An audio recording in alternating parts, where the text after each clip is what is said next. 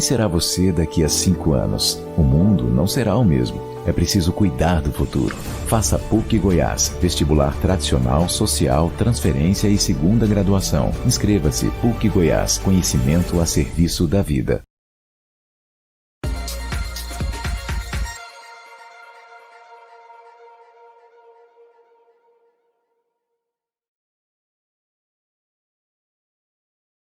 Quem quer ampliar seus conhecimentos não pode ficar parado. Quer pós? Vem para a PUC. Doutorados e mestrados PUC Goiás qualificam seu futuro profissional e acadêmico. A PUC tem a pós certa para você. São 3 doutorados e 11 mestrados em diversas áreas. Amplie seus conhecimentos. Quer pós? Vem para a PUC. Inscrições abertas. www.pucgoias.edu.br. Conhecimento a serviço da vida.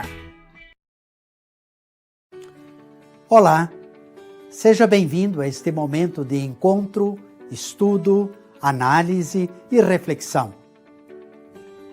Obrigado por nos ter acessado nesta live que foi preparada especialmente para você.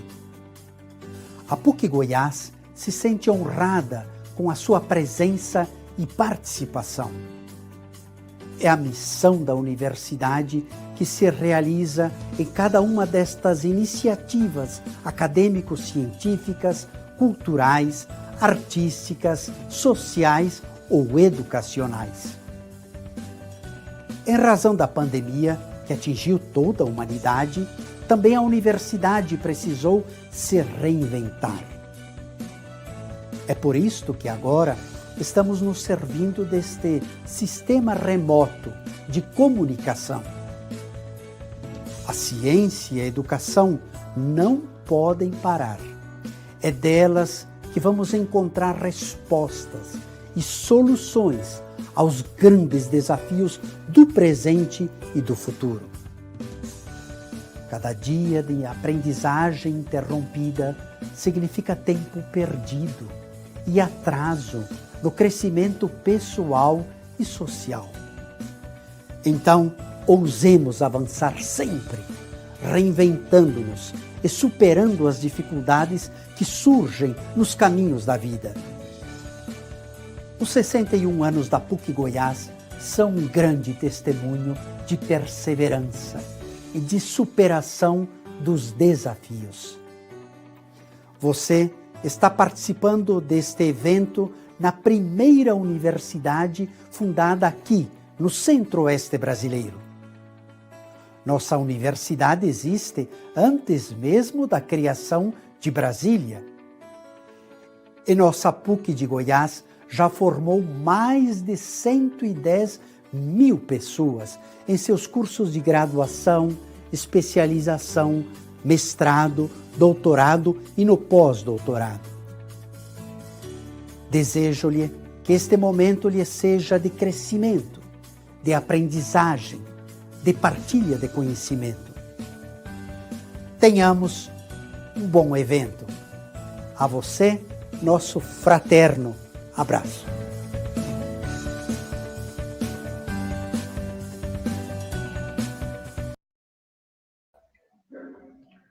Olá, pessoal. Bom dia a todos. Me chamo Diego. Sou CEO da E3 Capital, a Liga Acadêmica do curso de Ciências Econômicas da PUC Goiás e também acadêmico de Economia da PUC Goiás. Obrigado por estar nos acompanhando, tirando um momento da manhã para estar acompanhando essa brilhante live que vocês vão gostar bastante com a professora Camila, né? Inclusive a nossa convidada desta aula inaugural, que é professora do Departamento de Economia da PUC São Paulo, graduada em Ciências Econômicas pela Unicamp, mestre em Economia Política e doutora em Ciências Sociais pela PUC São Paulo, Camila Ugino. Mas antes, né, gostaria de agradecer aqui ao pessoal da PUC Goiás, o professor Gesmar, que nos ajudou bastante, e toda a equipe E3 Capital. Vou deixar um pouquinho a palavrinha agora com o professor Gesmar. Professor Gesmar. Bom dia a todos, bom dia, Diego, a todos e todas, né? Todos aqueles que estão participando da nossa aula inaugural, dessa live tão importante, né? Vocês podem ter observado aí as falas do nosso magnífico reitor, né? Foi muito importante. Esse momento é um momento ímpar. Nós estamos contando aqui com a participação dos nossos professores, a quem eu agradeço, a quem eu desejo boas-vindas, né? E que participem aí da live, uma live tão importante, né? Quero cumprimentar a professora Camila Higino, que, além de professora do Departamento de Economia da PUC de São Paulo, ela é coordenadora do curso de Ciências Econômicas da Unip Campo Marques. A professora é doutora em Economia e Ciências Sociais, também é membro da ANGE, né, da Associação Nacional dos Docentes Graduados em Economia. A professora tem participado aqui em Goiás de alguns eventos, inclusive do último encontro da ANGE, né? Foi um encontro assim bastante produtivo, onde nós tivemos a oportunidade de ouvir debates, palestras, e foi assim muito importante aquele momento, não só para nós professores que participamos aí desse processo, mas também para os nossos estudantes. Eu quero então neste momento agradecer então a presença da professora, desejar uma palestra aí bem produtiva. A professora, ela é especialista nessa área, faz parte da expertise dela, falar de finanças internacionais. O tema que vai ser desenvolvido é finanças internacionais e crise, né? Nesse momento da pandemia que nós estamos vivendo aí. Então, a professora, nós vamos aproveitar todo o trabalho dela aí, que vai ser extremamente importante para nós, para os estudantes, para os professores, né? E ela é também professora nessa área de economia internacional na PUC de São Paulo e também na Unip, né, professora, além de coordenadora. Isso, ela é pesquisadora, né, tem aí vários trabalhos publicados, então isso é muito bom. Professora, muito obrigado, seja bem-vinda. A PUC de Goiás, em nome da Escola de Gestão e Negócios e do curso de Ciência Econômica, nós agradecemos a senhora pela disponibilidade, pela presença, pelo carinho que tem com a gente aqui, e eu desejo à senhora um trabalho profícuo aí nesse dia de hoje, e que os nossos estudantes aproveitem bem aí a fala da senhora. Muito obrigado, e a palavra está com a senhora. Eu não vou tomar mais tempo, porque o que mais importa aqui é a fala da senhora, não é a nossa. Muito obrigado. Vou aproveitar a todos. Olá, pessoal. Bom dia a todas, a todos. Para mim é um imenso prazer dividir essa manhã de sábado, né, no meio de uma pandemia. Estou aqui em São Paulo, e dividir um pouquinho, né, daquilo que a gente quer tratar sobre as finanças internacionais, né? Mas primeiro, antes de começar a exposição, o debate, né, gostaria de agradecer imensamente os professores Gesmar e professor Eduardo, né, na ANGE, na Associação, né, Nacional dos Cursos de Graduação em Ciências Econômicas.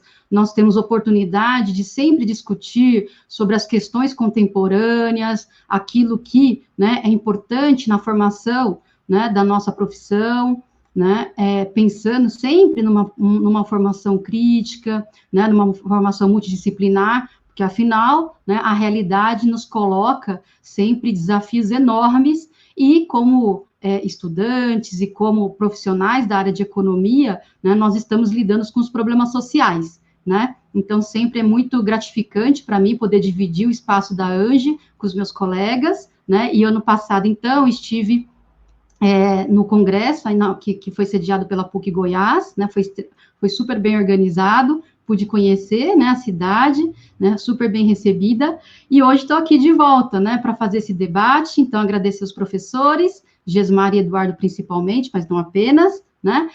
Agradecer o Diego também pelo contato, por ajudar em toda essa parte, né, de ajuste, porque, afinal, para mim, né, é um mundo também novo, essa coisa de gravar, participar de live, né, tudo muito novo, recente na nossa vida, eu acho que vai acabar ficando, né, tem um lado interessante que nos permite estar em lugares, né, mesmo à distância e promovendo um debate, o que é sempre bom para a gente, né? Então, agradecer também o pessoal da Liga de Mercado Financeiro, do curso de Ciências Econômicas da PUC Goiás, né, que está promovendo essa atividade, né? E eu espero, sim, né, contribuir para o debate, apresentar algumas questões daquilo que eu acho importante no debate sobre finanças internacionais, porque o desafio é imenso, principalmente porque estamos vivendo uma pandemia, né, e, né, que está durando bastante tempo, por inclusive, né, algo extremamente novo para a gente, e a consequência já esperada dessa pandemia, né, é uma crise econômica de grandes proporções, que a gente já tem visto, na verdade, né. Bom, então, eu vou pedir para o Eduardo, caso ele possa, vou anotar aqui o meu tempo, tá, Eduardo? Né, para não ultrapassar e, se possível, a gente ver se abre para o debate, né? Eu não sei se vocês estão vendo a minha apresentação, tá tudo certo? Tá? Beleza, né? Então, vamos começar aí, né? Vou apresentar um pouquinho sobre qual que é a grande questão que nos coloca quando estamos falando de finanças internacionais, né? Então, lembrando, né, dentro do campo, né, da ciência econômica, a gente tem todo um processo de desenvolvimento capitalista que contou, né, que sempre foi extremamente importante a função crédito, né, o fluxo de pagamentos internacionais, né, então todo esse processo de avanço do desenvolvimento capitalista, né, a finança também sempre foi extremamente importante, né. Então eu vou tentar trazer um pouquinho esse aspecto histórico e elementos para a gente compreender o que está posto hoje no meio dessa crise, que também não é uma crise que tem características novas, né, mas que são desafios que estão postos, pelo menos desde o século passado, né, então eu vou contemporaneizar esse fenômeno que eu estou chamando aqui nesse primeiro slide, de um regime de acumulação financeirizado, tá? Por que isso, gente?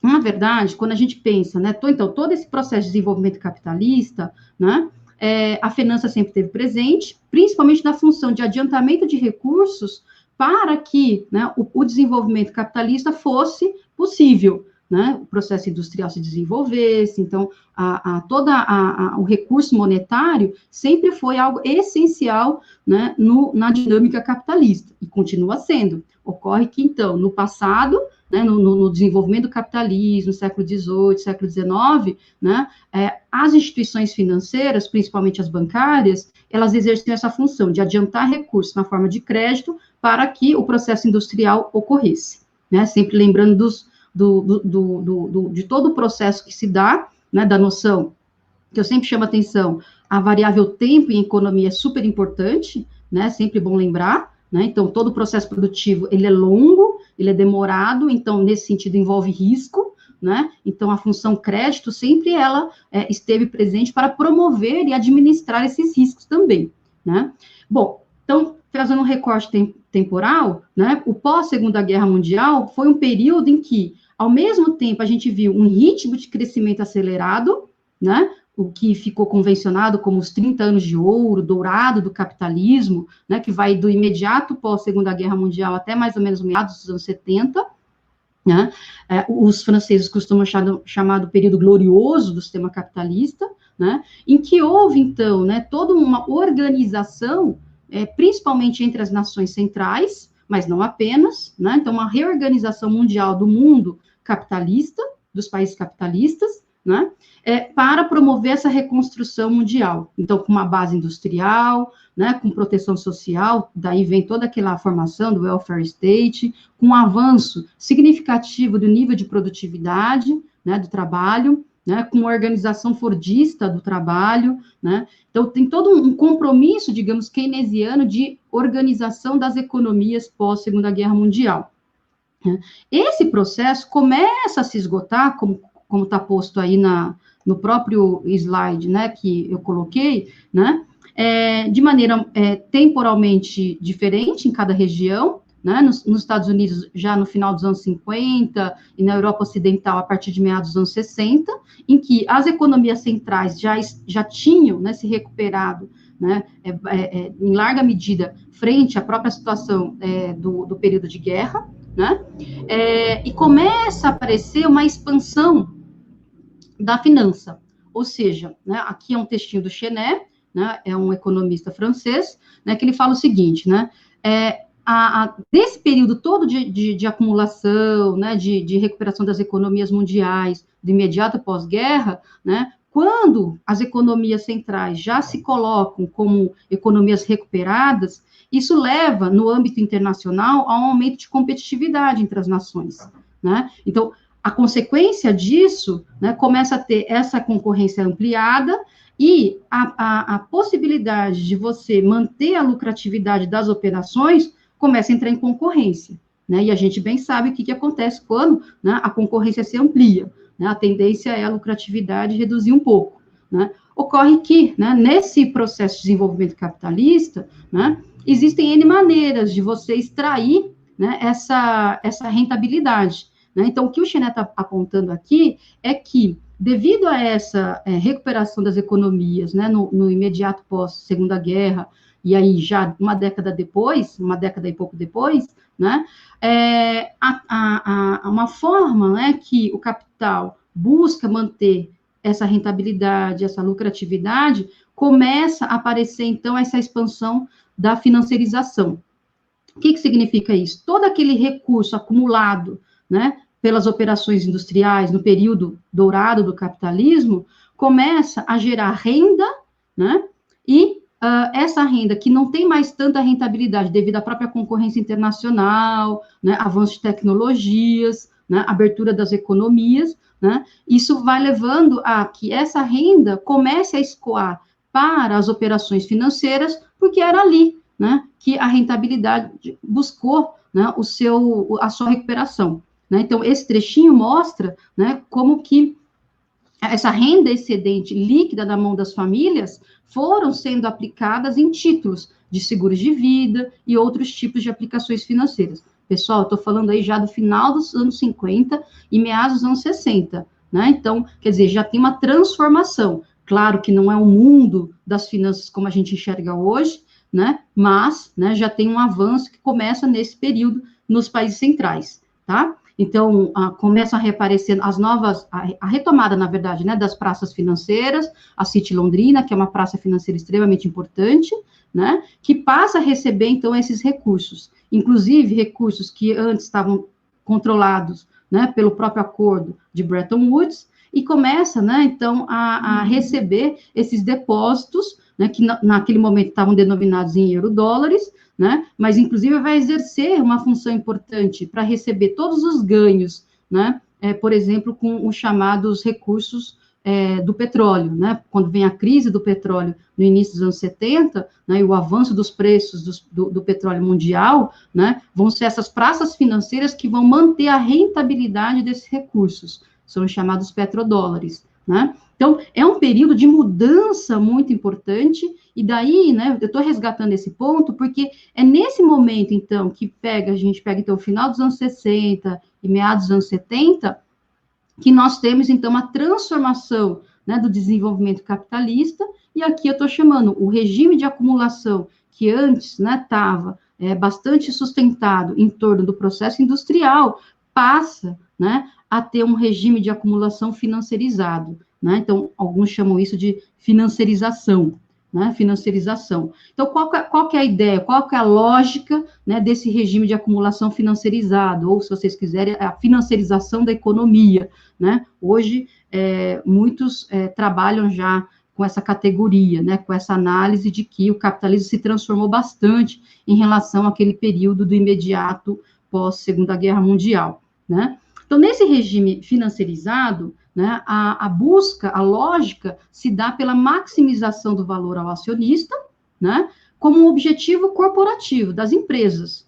Ocorre que, para que isso aconteça, a gente tem que ter novas instituições, né, e também inovações financeiras. Então, daí vem todo o conjunto de inovações, com títulos diversos, com novas operações, o que traz uma certa dificuldade, né, para aqueles que pretendem, né, estudar e, enfim, tratar sobre o mercado financeiro, né, um conjunto de títulos com características diferentes, com retornos diferentes, com prazos e durations diferentes, né, então é um mundo de inovações financeiras, porque, né, se agora o regime de acumulação vem, né, suportado por essas aplicações financeiras, a gente precisa de títulos, a gente precisa de bens e inovações financeiras, né, a gente precisa de produtos financeiros para que eles sejam negociados. Resta saber as características individuais de cada um, né, então essa acho que é uma dificuldade, que existem modelos diversos que vão sendo desenvolvidos, né,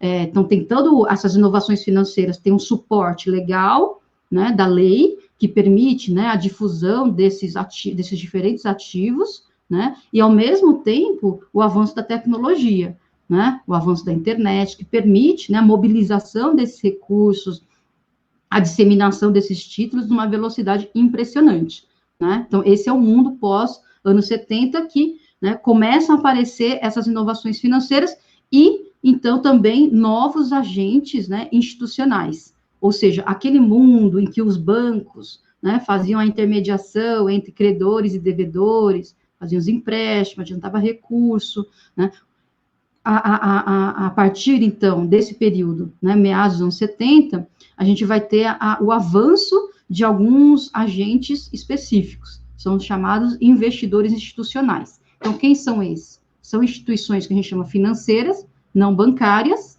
né, que são os fundos mútuos, os fundos de pensão, as seguradoras, né, as corretoras de valores, os bancos de investimento, por exemplo, né? Então, em cada país, você vai ter, né, esse conjunto de instituições operando e negociando todas essas inovações financeiras no mercado, né, em conjunto, né, com os bancos, né? Os bancos também fazem parte desse sistema monetário e financeiro, né? Mas o que eu estou querendo chamar a atenção aqui é que essas instituições passaram a ter, né, um avanço, né, na presença no mercado financeiro, tá? Bom, qual que vai ser a característica, né, quando a gente pensa avanço tecnológico, inovações financeiras, novas instituições financeiras e todo o aparato regulatório de flexibilização, né, das negociações da atuação dessas instituições, né? A consequência disso, né, dada a própria característica da formatação do mercado financeiro, vai, né, gerar uma certa fragilidade dos mercados. Por quê? Porque o que significa pensar as inovações, né? Um conjunto amplo de títulos, com características distintas, né, e com uma ampla capacidade de negociação, no curto e no curtíssimo prazo, né? Então, quer dizer, pensando a lógica do processo industrial, que, no geral, né, são investimentos que se dão no médio e no longo prazo, né? Quando a gente está falando das operações financeiras, estamos falando de processos no curto e no curtíssimo prazo. Então, a consequência disso é gerar, sim, né, uma lógica, né, frágil dos mercados, altos e baixos em períodos extremamente curtos, como a gente tem visto, né? Um outro ponto que também é tratado, tanto pelo Chenet como outros pesquisadores, né, da área, né, da economia monetária e financeira, é considerar que uma parte, né, desses ativos financeiros, eles se descolam, o preço dos ativos financeiros, eles se descolam totalmente ou parcialmente, né, das economias, aquilo que dá embasamento na economia real. Então, a gente pode pensar, por exemplo, o preço de uma ação, né, até onde, né, aquela oscilação do preço de uma ação guarda respaldo, guarda relação, né, imediatamente com a empresa de origem, ou seja, com a economia real, né? Então, daí vem toda a suposição de que estamos tratando de um capital fictício, né, que opera numa magnitude muito superior àquela economia real que dá suporte, né? Como diz a professora Maria Conceição Tavares, né, o mundo, né, quando a gente pensa em economia, produção de riqueza, né, a gente está pensando nos alimentos, a gente está pensando nas condições, né, da vida dos indivíduos, né? Então, a economia é isso. Então, quando a gente fala de título, né, título não mata a fome, né, o título em si não, né? Agora, a não ser que ele seja líquido, aí sim ele pode se transformar em bens, mercadorias, né, que podem suprir as nossas necessidades, né? Então, o capital fictício, ele se apresenta como uma possibilidade, né, de rentabilidade, de possibilidade de acumulação financeira, né? Ocorre que, né, isso pode ter problemas, né? Atrai muito, né? Eu sempre chamo a atenção que é algo extremamente sedutor pela simples possibilidade de obter ganho no curto e no curtíssimo prazo, né? Mas, ao mesmo tempo, traz essa outra consequência, que é, né, a fragilidade dos mercados e a maneira como a gente pensa, né, toda a situação da organização da economia mundial. Então, ao mesmo tempo que a gente está falando de um regime de acumulação financiarizado, em que a finança se coloca, né, de maneira importante nas negociações internacionais, né, é bom lembrar que, né, esse regime traz mudanças na maneira de se produzir, né, então, são temas que percorrem o nosso curso, né, como é que se dá a produção mundial, né, as chamadas cadeias globais de valor, como é que elas estão reorganizadas, né, que mais? As questões na divisão do trabalho, ou seja, como é que a concorrência interna, né, quando a gente pensa a estrutura da economia interna, né, como é que essa estrutura, ela entra em concorrência no mercado internacional, né, então, há uma nova divisão internacional do trabalho, né, em que as economias entram num processo competitivo em esfera mundial, seja no campo comercial, seja no campo produtivo, seja no campo tecnológico, monetário e financeiro. Então, esse é um ponto, né, que eu considero importante da gente inicialmente tratar, né, por que isso? Porque uma das consequências, né, da financiarização é justamente de toda a renda, né, gerada na economia mundial, cada vez mais, né, uma parcela tem ido para as aplicações financeiras, ou seja, a renda financeira passa a ter uma participação maior sobre as rendas nacionais. Tá? E aí isso tem um impacto, né? Então, além de alterar toda a dinâmica, né, da divisão internacional do trabalho, né, isso pode, sim, promover relações como um certo parasitismo, uma fragilidade dos investimentos na economia, né? Então, quando a gente está falando de finanças internacionais, eu estou lembrando aqui a estrutura do balão de pagamentos, né? Então, quando a gente fala da conta financeira, a gente tem tanto ali naquele fluxo financeiro internacional, o fluxo, né, das aplicações em portfólio, que são ativos financeiros, basicamente, né, e a parte, né, da carteira, né, do investimento direto, né, então, ali tem investimento produtivo, né, então, quando a gente pensa, né, o fluxo internacional de capitais, né, então, a gente tem que sempre lembrar que muitas vezes a finança fica muito congelado à suposição de que estamos tratando especificamente de ativo financeiro, né, de ativos financeiros, aplicações financeiras, mas não é o correto,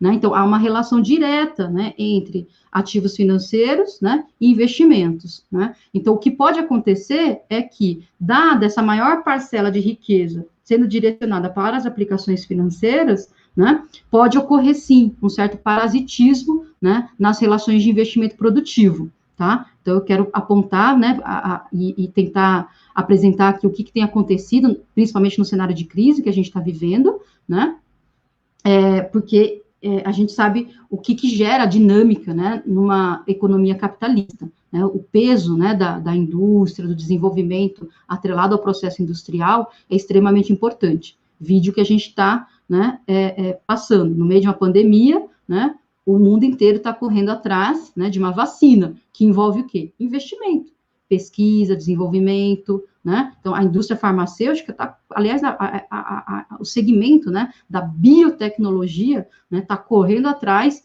para que a gente consiga logo essa vacina, né, então o que é isso? É pesquisa e desenvolvimento, é investimento produtivo, né? Então, quer dizer, no momento de uma crise exacerbada, né, como que a gente tem vivido a pandemia, né, ali se coloca, né, é importante lembrar isso, né, como é que o investimento, ele é extremamente importante quando a gente está pensando na dinâmica econômica, tá? Então, pensar o avanço das finanças frente ao investimento, né, é algo também extremamente importante, tá?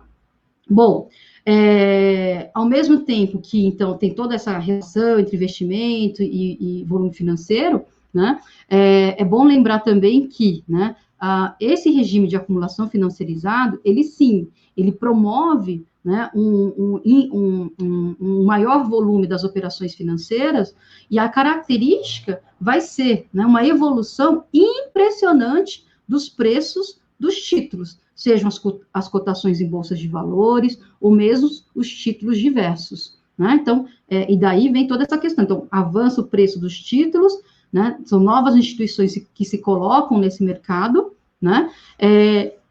E aí resta saber, né, quais são as consequências disso. Porque você estava mencionando que essas operações financeiras, elas fragilizam os mercados, elas geram instabilidades, né? O que nós podemos esperar, né, diante dessa caracterização de um mundo financeirizado, de uma economia mundial financeirizada?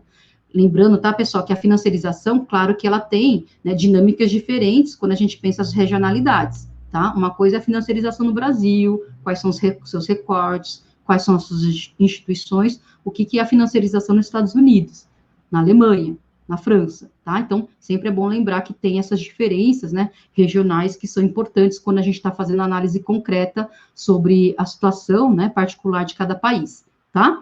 Agora, em geral, ou seja, quando a gente está pensando, né, a economia global, né, será que, né, essa fragilidade dos mercados tem levado a crises sistêmicas de forma recorrente? Né? É uma questão importante, né? Então, estou falando aí de meados dos anos 70, em que esse processo de financiarização avança, né, em larga medida nos países centrais a partir dos anos 80 e nos países periféricos a partir dos anos 90, né? Então, já vou adiantar um pouco aqui a resposta, né? É que sim, né, estamos vendo crises sistêmicas e não apenas crises financeiras, né, por incrível que pareça, né, a crise de 2007, 2008, né, a chamada crise subprime, né, ela não foi só uma crise financeira, a sua origem estava no mercado financeiro, mas rapidamente ela se transforma numa crise sistêmica. Por quê? Porque não gerou desemprego só no segmento financeiro, né? Então, afeta a renda, né, a capacidade de consumo generalizadamente. Então, não é só uma crise financeira, é uma crise de amplas proporções, né? Então, por isso que a gente chama de crise sistêmica. Então, veja, a consequência vão ser crises recorrentes, né, na dinâmica do desenvolvimento capitalista mundial, né? Então, vão ser um conjunto de crises que vão aparecendo, tá? Claro que, né, as crises também guardam suas particularidades, a gente não pode generalizar, tá? Aqui é basicamente para apontar, gente, que aqui tem, então, início dos anos 60, né? Aqui o gráfico, esse aqui é de um texto do Michel Rousson, que é um economista francês, que foi publicado no início dos anos 2000. Então, ele faz uma busca, né, nos países da OCDE, e trabalha aqui a relação entre lucro e acumulação, né? Ou seja, o lucro é essa linha mais escura preta, né? Então, a recuperação das economias dos anos 60, né, atinge o auge, e a própria recuperação das economias, que aqui vocês conseguem ver, né, no meados dos anos 60, né, então ele está escolhendo aqui alguns países específicos, né, países centrais, né, a partir de meados dos anos 60 começa a ter uma queda na taxa de lucro. E essa queda na taxa de lucro, em parte, a gente pode pensar, né, é a recuperação das economias que promove, no cenário internacional, uma ampliação da concorrência, né? O próprio Rousson chama de uma hiperconcorrência no sistema capitalista, né? Então, em que o volume de investimento vai caindo, o volume de acumulação, né? E vai, a partir de meados dos anos 70 e de maneira mais intensa a partir dos anos 80, começa a ter uma abertura. Vocês estão vendo que a taxa de lucro se recupera, né? A linha preta se recupera e a taxa de acumulação não vai junto, começa a ter uma abertura entre essas duas variáveis, né? Então, o que ele está chamando a atenção aqui? Então, por exemplo, a produtividade, né, que é algo que está bastante presente quando a gente pensa o indicador, né, de produtividade na produção industrial, né? Então, a produtividade também cai e a lucratividade, na verdade, a lucratividade que avança. O que o Rousson está querendo chamar a atenção aqui é que a base, né, da extração de lucro passou a ser outra coisa que não, né, simplesmente aquilo que a gente via e a gente conhece no desenvolvimento capitalista, que é a base industrial, tá? Então, aí vem, né, a recuperação da taxa de lucro a partir, né, das operações financeiras. É isso que ele está tentando nos mostrar nesse texto que foi publicado no início dos anos 2000, né, que é algo extremamente interessante, né, e ele continua fazendo essas pesquisas, né, que nos mostram, então, a recuperação da taxa de lucro pelas operações financeiras, tá?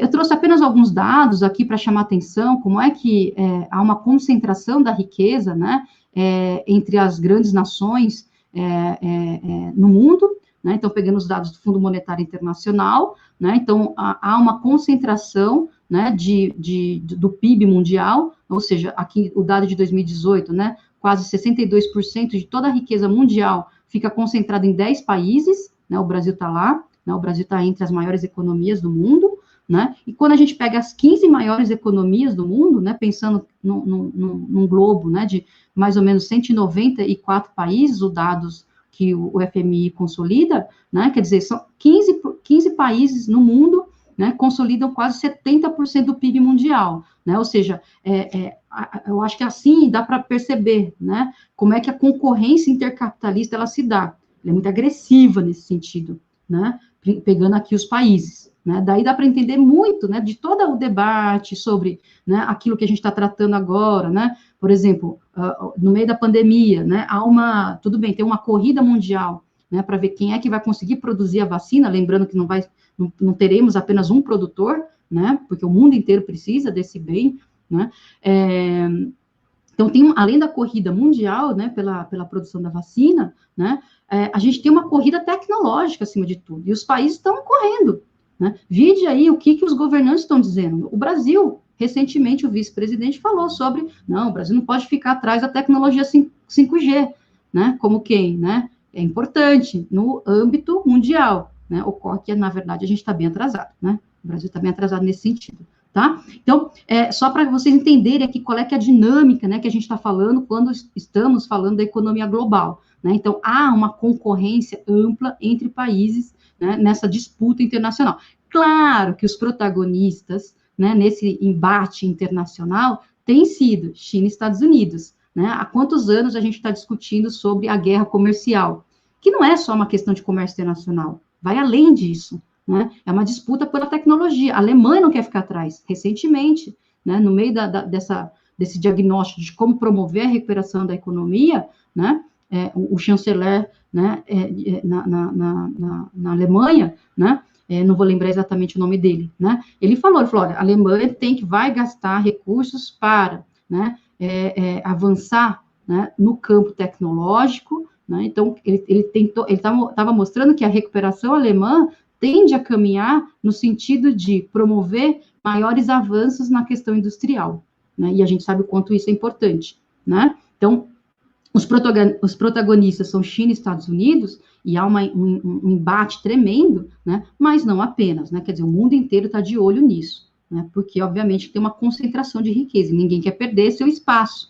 né, nessa dinâmica mundial, tá? Bom, vamos lá, que senão não vai dar tempo, né?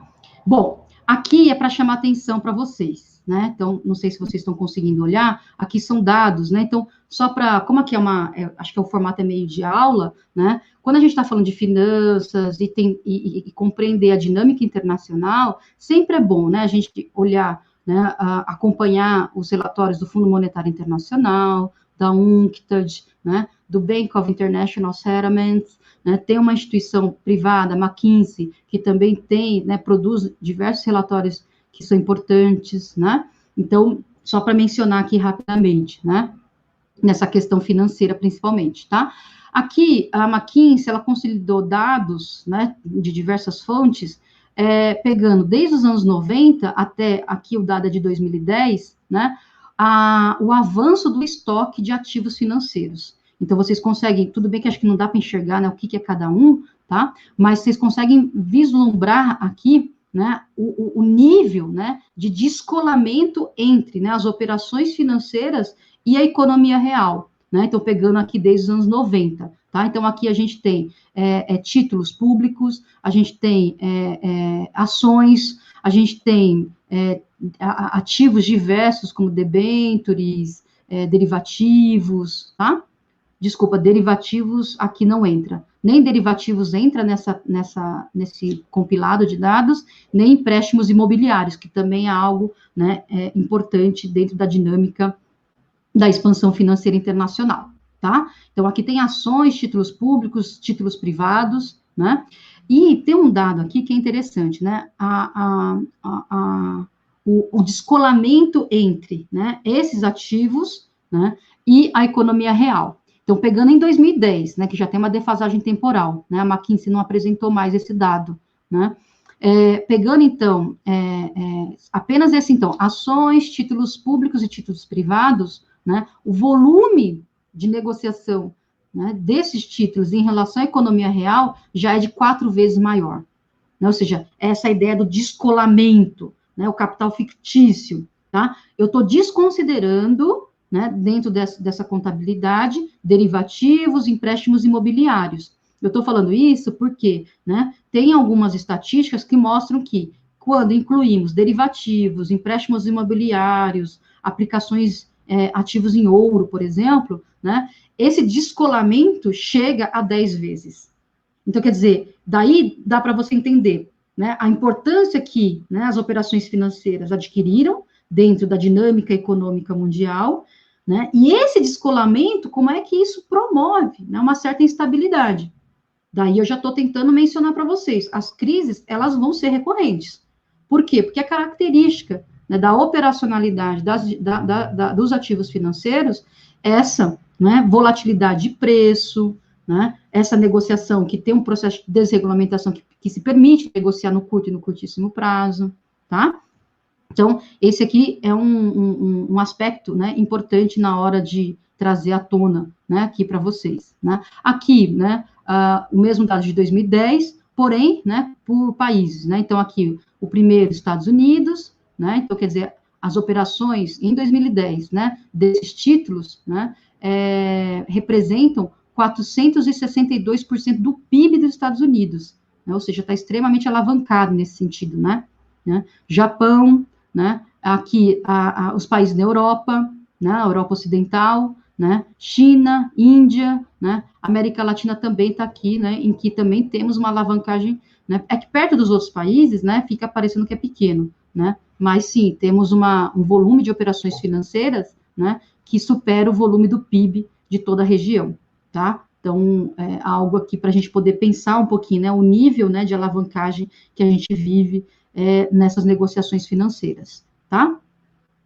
Então, pegando um pouquinho, o que tem acontecido, né, quando a gente pensa as crises mais recentes, né? Então, depois da crise de 2007 e 2008, né, aqui são dados do Bank of International Settlements, né, a prática da política monetária de quantitative easing, né, que foi uma política de afrouxamento monetário, né, que, na verdade, foi o mundo inteiro, né, como forma de recuperação econômica, promoveu taxas, né, de juros relativamente baixas, né, então, aqui vocês estão vendo, né, o que aconteceu na época, né, então, logo depois, na recuperação das economias, a partir de 2010, né, e o avanço, então, depois das taxas de juros. Claro que aqui vocês estão vendo, né, apesar da curva parecer que está um avanço significativo, né, ainda assim, né, a gente consegue perceber, né, mesmo depois, né, de todo uma tentativa de sair dessa política de quantitative easing, né, que a prática, né, da taxa de juros nos países centrais, pensando aqui, a curva vermelha são os Estados Unidos, e azul, a zona do euro, né, as taxas de juros ainda continuam, né, extremamente baixas, tá? Então, comparativamente, que é esse quadro, então, né, do lado que tem outras curvas, né, então, comparativamente, né, aqui, essa linha preta, né, seria a taxa de juros praticada pelos títulos públicos, né, dos países emergentes, né, dos países emergentes. Então, eles operam, né, num nível muito superior em relação aos países centrais. Então, olhando aqui Alemanha, Estados Unidos, né, Reino Unido e Japão.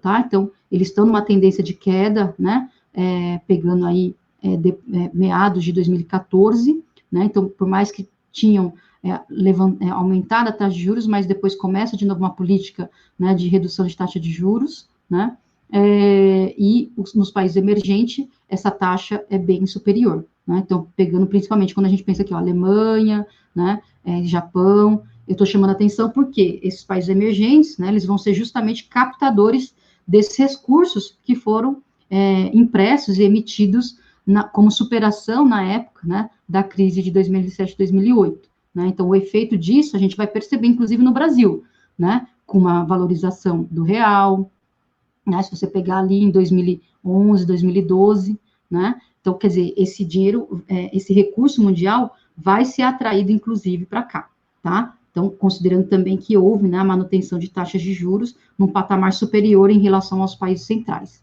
tá?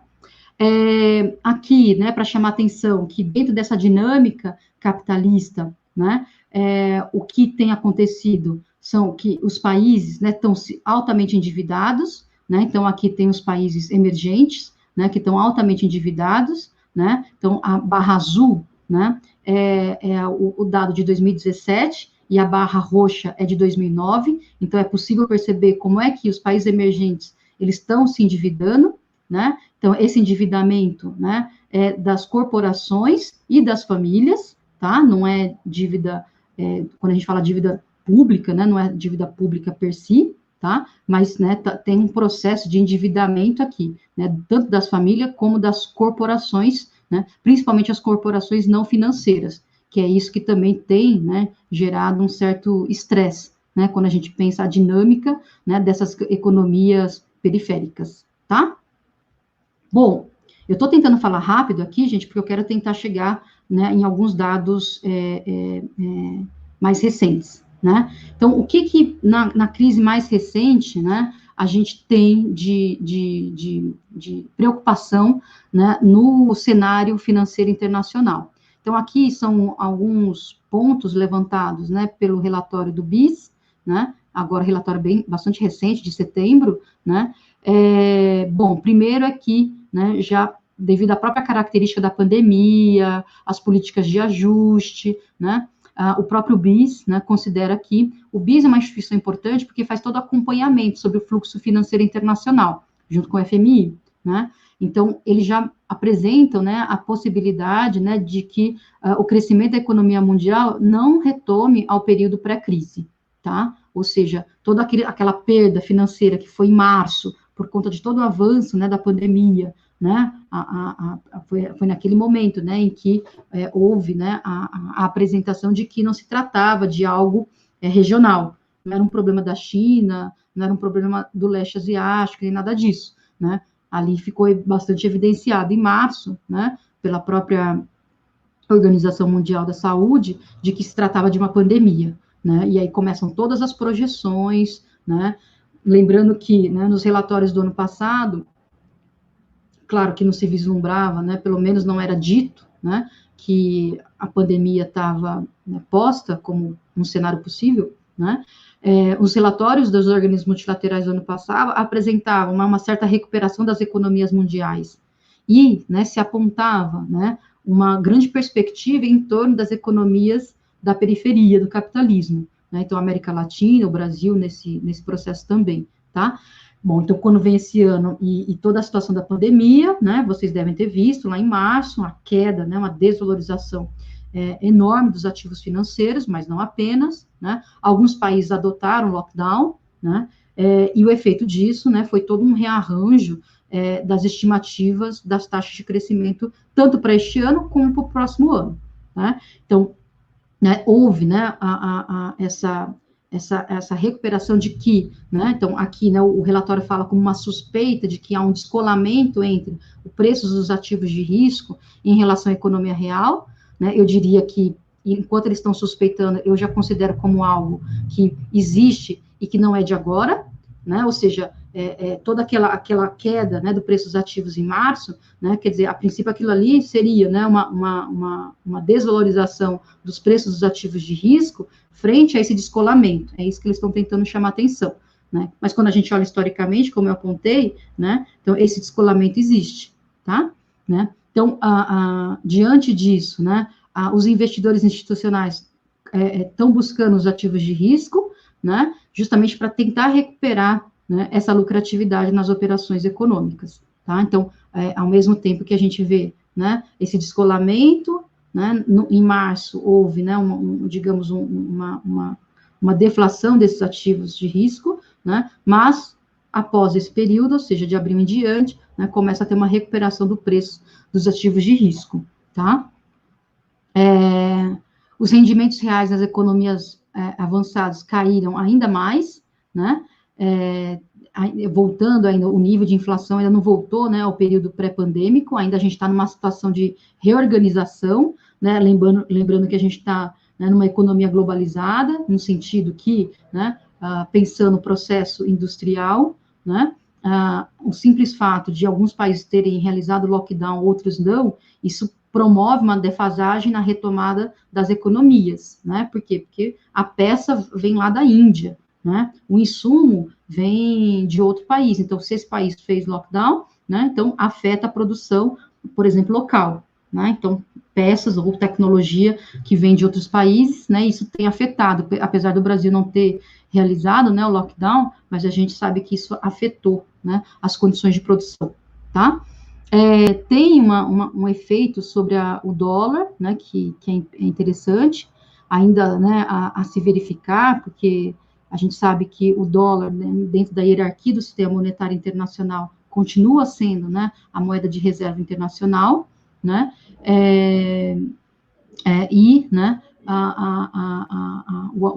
há, né, uma retomada, né, pelos títulos financeiros, principalmente em países aí, em países emergentes, mas ainda não voltou a toda a sua força, né? Então, como o próprio relatório diz, é um apetite ainda morno, né, por esses títulos nesses países, tá? Então, aqui, só para chamar atenção, né, então, aqui, nesse relatório, né, do BIS, ele aponta aqui, ó, o que aconteceu, né? Então, pegando aqui, ó, o preço dos ativos, né? Aqui no caso do preço das ações, então, houve uma valorização desde março, né? Então, março, que foi essa grande queda, né? Então, sim, voltamos a ter uma valorização dos ativos financeiros, do preço dos ativos financeiros, né? Então, essa é uma característica, tá? E vocês conseguem olhar, aqui nos Estados Unidos tem um avanço maior, né? A linha a roxa lá em cima, né, é a China, né, então a China aqui, de novo, né, então ela tem aqui a grande explicação que se dá são as medidas de enfrentamento da própria pandemia, tá? Então, dado que houve um certo controle na expansão, né, da Covid-19 na China, então, a princípio é isso que explicaria, né, a retomada da economia, que ajudaria a explicar, né, o avanço do preço das ações, tá? Então, aqui tem toda aqui, né, a expectativa, né, dos ganhos, né, então, ao mesmo tempo que tem um avanço do preço dos ativos, né, que é bem curioso aí nesse sentido, né, aqui, né, os ganhos por participação, né, então, o ganho real não está lá grandes coisas, então, aqui dá para perceber bem que há um certo... poderíamos, né, daqui a pouco chegar à conclusão que há um descolamento sendo colocado, é isso que o relatório está apontando, tá? Aqui o avanço, né, da Standard Poor's, né, das 500 maiores, né, negociadas, as tecnológicas que estão avançando muito mais em relação às demais, tá? E aqui também tem o avanço, né, por segmento, né? Então, os segmentos que mais avançaram, né, foram justamente tecnologia, varejo, né, em detrimento das que menos avançaram, né, que seriam ramos de energia, bancos, tá? Bancos também, né, os ações de bancos, né? E aí, né, só para chamar atenção pelo seguinte, né, o que nos ajuda, né, a entender por que os bancos estariam aqui na pontinha, né? Aqui, né, então, também, aqui são dados, né, do BIS, tá? Mostrando que, então, pegando aqui de 2018, ó, né, de 2018, né, então, aqui a gente tem os ganhos, né, da lucratividade dos bancos, tá? Da lucratividade dos bancos, né? Então, vocês podem ver que a linha, né, é o retorno, ou seja, a lucratividade, né? E aqui a provisão de perda, né? Então, vocês podem perceber que para o ano de 2020 a provisão de perda foi nas alturas, né? A barrinha azul são os países emergentes, né? Então, não teve grande diferença se a gente olha para o passado, para o tamanho, né, da barrinha azul, e, né, o que aconteceu aqui, o que pelo menos o dado do BIS apresenta, é que a provisão de crédito, né, ela teve um avanço enorme nos países avançados, pela nomenclatura do BIS, tá? Então, aí, a rentabilidade, vocês conseguem ver, né, a rentabilidade dos bancos reduzindo drasticamente, né? Então, isso aqui é algo, né, que a gente tem que acompanhar para ver o que está acontecendo com o segmento bancário, né, nos países avançados, né, porque nos países emergentes, né, teve uma perda, mas, né, não é nada que foge um pouco do quadro, né, que a gente já vive, tá? Então, algo curioso é isso aqui, tá? Né? E também, tentando avançar um pouquinho, né, nessa questão, né, a gente pode, por exemplo, imaginar, mas então, se os bancos estão perdendo com provisão de crédito nas alturas, provisão de perda, né, que os bancos fazem, né, diante do grau de alavancagem, de acordo com o nível de inadimplência, então eles fazem esse provisionamento, né, de perda, né, e algo que é bem curioso, que saiu recentemente da The Economist, né, que eu peguei aqui no caso, no site lá no blog, né, do professor Fernando Nogueira da Costa, da Unicamp, né, então ele pega uma reportagem na The Economist, que se não me engano é de junho ou julho, né, ele mostra que no caso dos Estados Unidos, né, aqui são o nível, né, de exposição ao crédito, né, dos bancos, ou seja, os bancos enquanto credores, e das instituições não bancárias. Então, vocês conseguem perceber que os bancos, né, não estão, né, isso aqui é um dado, desde 47, tá? Então, a expansão de crédito via banco, né, está numa certa estabilidade. Quem está emprestando, né, nos Estados Unidos, aqui é um percentual em torno do PIB, né, são as instituições não bancárias. Que instituições são essas? Os investidores institucionais, né, são os bancos de investimento, são as corretoras, são as seguradoras, que a gente chama, são créditos diretos, né, sem a intermediação do banco. Ou seja, isso sim é uma característica, né, do processo de financiarização, tá? Então, aqui, né, claro que é o dado dos Estados Unidos, resta saber, né, se o mundo inteiro está seguindo também, né, essa dinâmica, tá? Bom, pegando um pouquinho, já estou terminando, tá, gente, para vocês, porque eu tenho tempo, né? Então, pegando um pouquinho, né, sobre o fluxo de capital e pensando um pouquinho o Brasil, né, a notícia que eu tenho para dar é que não é muito boa, né? Então, o Brasil já teve mais atratividade quando a gente pensa, né, o fluxo de capital em portfólio, aplicações em carteira, né? Então, o turnover no Brasil já foi mais alto, eu estava pegando esse dado, né, junto lá no BIS, né? Já foi mais alto, né? Então, o Brasil continua negociando bastante, mas teve uma redução significativa, né? Hoje, o Brasil negocia algo em torno de 8 bilhões por dia em derivativos de juros, né? Então, é um volume elevado, tá? Mas já foi muito maior, né? Quando a gente olha para o passado recente. Passado recente, estou falando aí algo em torno de 10 anos, tá? Bom, mas o que esse dado aqui nos coloca, né? Então, pensando aí um pouquinho o fluxo de capitais para os países periféricos, né? É que o Brasil não está numa situação confortável, né? Então, aqui são as perdas, né, relacionadas a ações e dívidas, tá? Sem incorporar, então, aqui eu estou olhando para o fluxo de capitais, né, olhando para aquela conta do balanço de pagamentos, né, que são as aplicações em carteira, em portfólio, né, excluindo, então, né, derivativos e outras operações, tá? E olhando, então, o dado acumulado desde janeiro deste ano, né, o Brasil perdeu 25,6 bilhões de dólares, tá? Se a gente pegar 8 meses, né, pegando, então, o final de 2019 até junho de 2020, né, o Brasil perdeu, né, de reservas internacionais líquidas 52 bilhões de dólares, tá? Aqui esse dado, 25,6, é só deste ano, tá? Pegando a conta da conta do balanço de pagamentos de aplicação em portfólio, tá? A conta financeira, aplicação em portfólio, tá? Pegando as reservas internacionais como um todo, né? Então, desde meados de 2019, que houve uma perda já, né? Até maio, junho de 2020, né? Houve uma perda de reserva de 52 bilhões. Daí dá para vocês entenderem o efeito sobre o câmbio que a gente tem sentido nos últimos períodos, né? Desde o ano passado, na verdade, né? Claro que esse ano a coisa foi muito mais intensa, tá? Então, pegando todo o ano de 2020, né? A perda, né?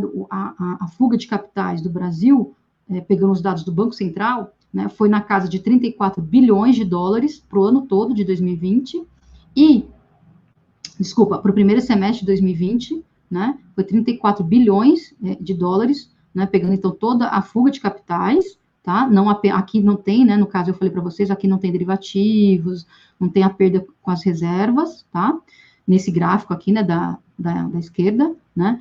Só para efeito de comparação, então, quer dizer, a fuga de capitais que hoje, né, no primeiro semestre de 2020, soma 34 bilhões de dólares, para o ano de 2019, né, foi de 20 bilhões. Então, só para vocês entenderem o que está acontecendo, né, com a economia brasileira e o efeito sobre o câmbio que a gente tem sentido, tá? Então, olhando aqui, né, para alguns países periféricos, né, a China, que perdeu no início, mas voltou a se recuperar, né? Então, a perda brasileira, comparando, por exemplo, com o México, né, chega a ser o dobro, né? Então, isso aqui é algo que a gente tem que ficar de olho, né? Vocês devem estar acompanhando o noticiário, né, que os fundos, né, têm reclamado bastante da posição, né, principalmente da política econômica brasileira, e toda a instabilidade que tem gerado, né? Então, vocês aí em Goiânia, né, estão sentindo na pele, né, toda a questão ambiental, e os fundos estão reclamando sobre o desmatamento e toda a questão ambiental, não é de hoje, né? Vocês devem estar acompanhando, então, no noticiário, né? Várias cartas que estão sendo mandadas, enviadas desde o ano passado. Em setembro do ano passado, um conjunto de investidores mandou uma carta dizendo para o Brasil que é preciso, né, bastante atenção com relação ao nível de desmatamento, né? Então, em setembro do ano passado, em abril deste ano, e agora também, recentemente, né? Então, é um efeito, né? Só para vocês entenderem quem é que, então, são justamente uma das instituições que compõem essas novas instituições nessa dinâmica contemporânea do capitalismo, né? Ou seja, são grandes fundos internacionais, que operam internacionalmente, que estão reclamando, né? Então, aí, no dado, a gente consegue ver, né, como é que se dá, né, essa fuga de capitais, tá? E aí, vocês conseguem, não trouxe aqui o dado de câmbio, mas vocês conseguem perceber na questão cambial, né? E aqui também, né, a posição, né, do investimento internacional, aqui, né, justamente a queda de 2019 para 2020, tá? Essas perdas, né, então, que eu estava comentando com vocês, tá?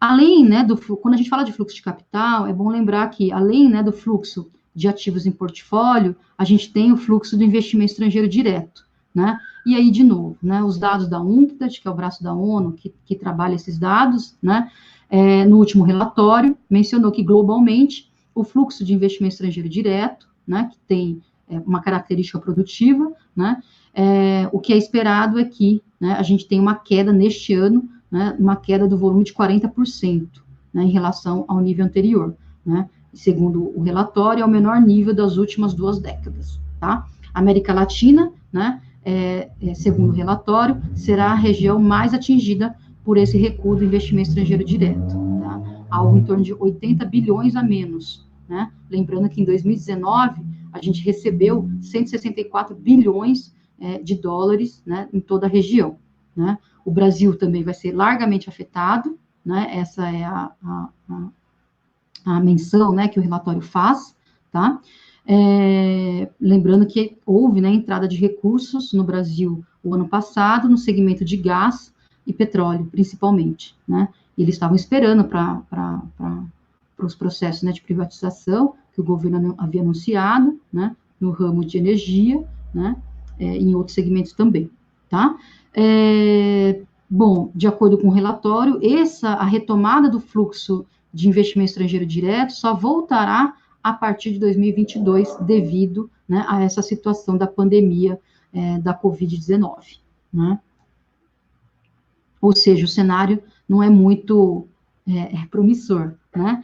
Bom, aqui é só para chamar atenção, né, que tem gente falando, né, que a The Economist, que recentemente falou, não, que a crise, né, das economias diante da pandemia é uma crise com características em V, né, devido aqui, no caso, são as perdas diante das medidas de lockdown, né, então, quer dizer, as perdas já vão diminuindo, né, já, né, um outro economista bastante respeitado internacionalmente, que é o Barry Eichengreen, né, ele está dizendo que tem que tomar cuidado, porque vai depender muito das características, né, do próprio enfrentamento da pandemia, ou seja, caso, né, haja uma retomada de uma segunda, uma terceira onda, né, pode ser que, né, a recuperação da economia não seja em V, né, mas talvez em W, segundo ele. Tá? Então, eu só trouxe aqui só para provocar vocês e trazer o debate, né?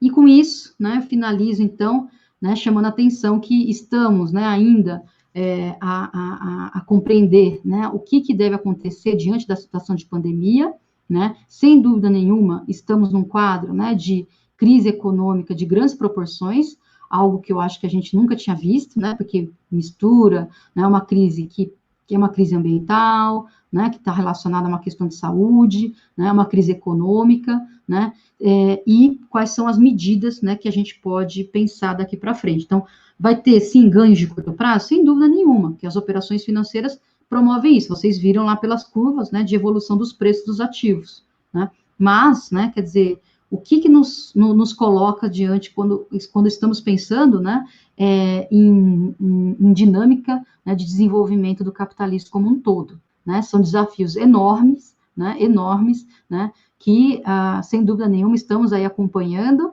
né? Espero ter contribuído, então, para o debate, né? Bom, e com isso, finalizo aqui minha apresentação. Obrigada pela atenção, pessoal. Bacana, muito obrigado, Camila. Nós que agradecemos por ter aceitado o convite. Acredito que foi muito bom e agregou muito para muitos acadêmicos que nos assistiram. Inclusive, gostaria até de fazer algumas perguntas. Acho que você explanou muito bem o conteúdo. E aí, inclusive, você até pegou um gancho, né? Até mencionou um pouco, né? O que a gente pode adotar de medidas para a retomada da economia. E aí eu te faço a pergunta, o que fazer para diminuir essa fuga de capital do nosso país? Tá. A gente vai abrir para um debate? Eu não sei como é que... Vai abrir rapidamente para poucas perguntas, né, professora, para não tomar muito tempo da senhora. Mas vamos abrir um pouco, porque nós temos algumas pessoas aí que estão à espera aí, ávidos para falar. Palavra para o Diego. Pode falar, professora. A senhora ia responder o Diego. Tá bom. Bom, então aqui, né? Então, só para chamar atenção pelo seguinte, né? Como evitar a fuga de capitais? Então, você tem dois tipo, a gente pode dividir em duas grandes medidas.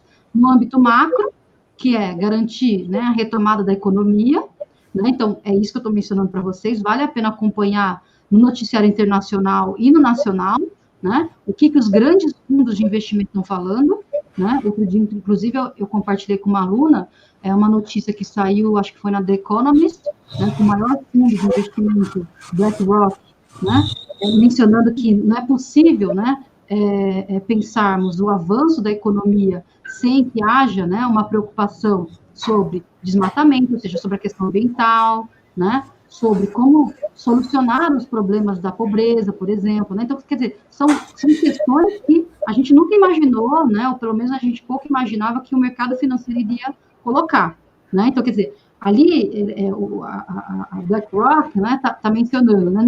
Não só apenas eles, né? Mas dizendo que é preciso, né, garantir que haja, né, condições de recuperação da economia. Como é que se faz isso? Bom, os países centrais estão anunciando, né, aquilo que eu comentei. A Alemanha está dizendo, vamos gastar recursos públicos para promover investimento, né? Vamos gerar tecnologia, vamos enfrentar, né, China e Estados Unidos na tecnologia 5G. Né? Eles estavam muito tímidos, né, com esse aspecto. Já estão fazendo, tá? Não é nada novo. Mas anunciaram recentemente que vão fazer mais, né? Ou seja, vão usar recursos públicos para isso. Né? Então, quer dizer, no âmbito macro como garantir recursos, né, que dê embasamento para a recuperação da economia, para a superação desse quadro, né, de crise econômica. Para isso, é preciso anunciar qual que é a política fiscal, né, que envolve, então, o gasto público. Né? Porque, como economista, a gente sabe, né, as previsões e, né, a maneira como a previsão, ela também se ajusta. Política monetária, né, também. Né? Até onde, né, a política de juros baixos, ela garante, né, a acomodação dos interesses de maneira a promover a recuperação da economia. É um ponto também. Né? É nesse ponto que eu queria chegar. E aí, só para finalizar as perguntas, porque a maioria dos países emergentes, inclusive o nosso, não é país emergente, mas país em desenvolvimento, eles, grande parte, alguns estão se endividando, né? Às vezes estão adotando recursos de fora, às vezes interno. E aí que entra, né? Até que ponto o endividamento dos países emergentes é apropriado? É uma maneira suave na economia, né? Pois é, então, na verdade, né, quando a gente pensa a questão do endividamento, Diego, né, os países centrais também estão altamente endividados. Eu até tirei aqui da apresentação, que senão tira muita coisa, né, mas os países centrais também estão altamente endividados. E quando a gente fala altamente endividados, quando a gente fala o país, né, não é o governo, né, que está endividado. Não, são as famílias que estão altamente endividadas. Né? Se vocês forem buscar o avanço, né, do endividamento das famílias dos Estados Unidos e em diversos países centrais, é algo, né, que não chega próximo à nossa realidade. Né? Ou seja, naquilo que a gente vê dos países, né, em desenvolvimento ou países periféricos. Né? Então, assim, e algo também que deve ser acompanhado nessa dinâmica internacional é a expansão de crédito imobiliário. Né? Então, a expansão de crédito imobiliário é interessantíssimo. Como é que, né, não é esse ano, tá? Já tem alguns anos o avanço do crédito imobiliário no mundo inteiro.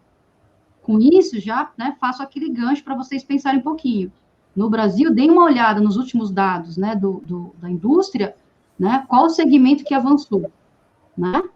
Vocês vão ver, né, a construção civil não parou no Brasil, gente. No meio da pandemia, né, a gente está em casa e acompanhando o noticiário, tentando acompanhar as coisas, né? O segmento da construção civil não parou, né? Aqui no entorno onde eu moro, o que tem, né, de construção tocando o barco no meio da pandemia?